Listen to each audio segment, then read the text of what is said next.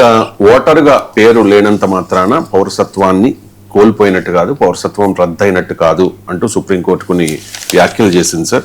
ఓటరుగా పేరు లేనంత మాత్రాన పౌరసత్వం రద్దయినట్టు కాదు, పౌరసత్వాన్ని ఎలక్షన్ కమిషన్ నిర్ధారించలేదు, అనుమానంతో పేరు తొలగిస్తే కేంద్రానికి ఈసీ లేఖ రాయాలి అంటోంది సార్. ఏం సార్ ఈ క్లారిటీ ఎందుకు ఇవ్వాల్సి వచ్చింది? అంటే ఇది పౌరసత్వం అనే కాదు, అందులో మీరు ఒక పార్టీ చెప్పారు. ఇంకో అతి ముఖ్యమైన పార్టీ ఏంటంటే ఓటు హక్కు లేనంత మాత్రాన ఇతర సదుపాయాలను తొలగించకూడదు. అది ఇష్యూ ఇష్యూ పౌరసత్వం అనేది ఆల్రెడీ బీహార్ సార్ పైన ఇచ్చినటువంటి తీర్పులోనే సుప్రీంకోర్టు చెప్పింది. అది కొత్తగా చెప్పింది ఏమీ లేదు, దాన్ని మరోసారి గుర్తు చేసింది. బీహార్ సార్ పైన విచారణ సమయంలోనే సుప్రీంకోర్టు స్పష్టంగా చెప్పింది, election commission is not the constitutional authority to decide the citizenship. దేశంలో పౌరసత్వాన్ని నిర్ధారించేటువంటి సంస్థ ఎన్నికల కమిషన్ కాదు. ఆ భారత రాజ్యాంగంలోని ఆర్టికల్ 324 ప్రకారం ఎన్నికల కమిషన్ ఎవరు ఓటర్ జాబితాలో ఉండవచ్చు, ఎవరు ఓటర్ జాబితాలో ఉండటానికి వీలు లేదు అనేది మాత్రమే నిర్ణయించే హక్కున్న సంస్థ. భారత రాజ్యాంగంలో ఆర్టికల్ 9, 10, 11, 12 ఇలా సిటిజన్షిప్ కు సంబంధించిన అంశాలలో ఎన్నికల commission is not the authority. అది యూనియన్ హోమ్ మినిస్ట్రీ, కేంద్ర హోం మంత్రిత్వ శాఖే అథారిటీ.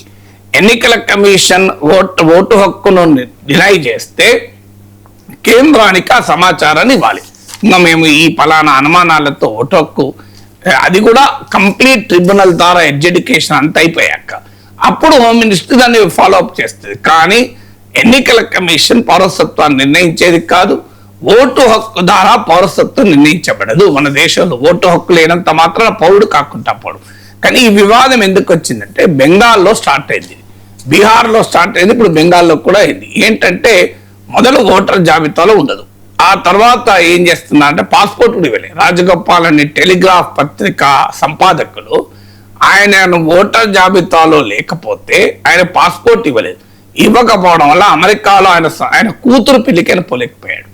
ఆఖరికి కేరళ, ఆయన మలయాళీ, ఒక కోల్కతాలో సెటిల్ అయ్యాడు చాలా ఏళ్ళ నుంచి. ఆయన వెరీ సీనియర్ జర్నలిస్ట్, టెలిగ్రాఫ్ పత్రికలో ఎడిటర్, ఎకనామిక్ టైమ్స్ మొదలుకొని చాలా పత్రికలు పనిచేసి ఇది దేశవ్యాప్తంగా పెద్ద వివాదమైంది. అయ్యాక కేరళ ముఖ్యమంత్రి బెంగాల్ ముఖ్యమంత్రి లేఖ రాస్తే పోలీస్ ఎంక్వైరీలో ఓటర్ జాబితాలో లేదు కనుక మేము అడ్వర్స్ పోలీస్ రిపోర్ట్ ఇచ్చింది, దానివల్ల పాస్పోర్ట్ రాలేదు.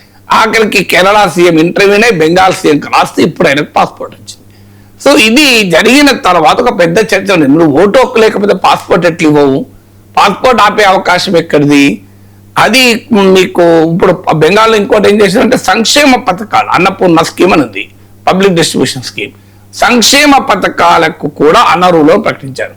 అంటే ఓటర్ల జాబితాలో లేకపోతే సంక్షేమ పథకాలకు కూడా అమలు కావు.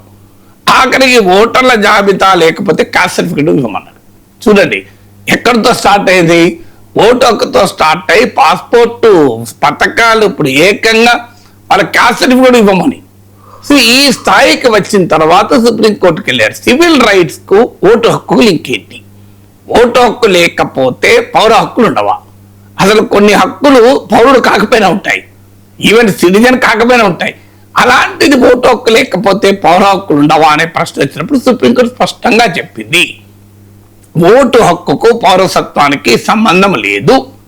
ఓటు హక్కు లేనందున ఇతర పౌర హక్కులు డినై చేయరాదు అని.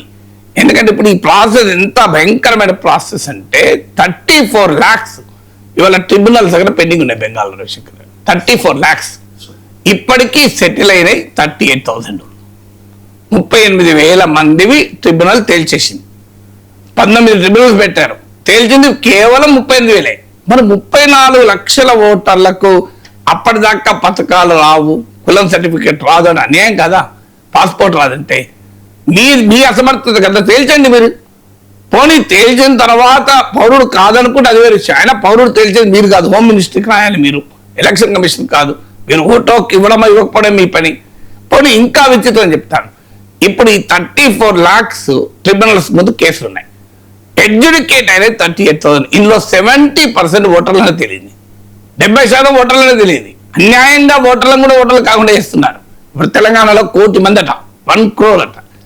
ఇలా 70% బెంగాల్ ఎక్స్పీరియన్స్ ఏంటి, బీహార్ ఎక్స్పీరియన్స్ 70% ఓటర్స్ అనేది వెళ్తున్నాయి మళ్ళీ తర్వాత మీరు ట్రిబ్యునల్కి వెళ్ళాక. అంటే ఆ 70% మెంబర్స్ మీరు అన్యాయం చేస్తున్నారు లేదు, ఓటు హక్కు వేయకుండా చేస్తున్నారు. ఓటు వేయకుండా చేయడమే కాదు, ఆఖరికి వాళ్ళ పాస్పోర్ట్ ఇవ్వం, పథకాల మళ్ళీ కులం సర్టిఫికేట్ ఇవ్వం, బర్త్ సర్టిఫికేట్ రేపు ఇవ్వమంటారేమో. అన్యాయం కదా అది.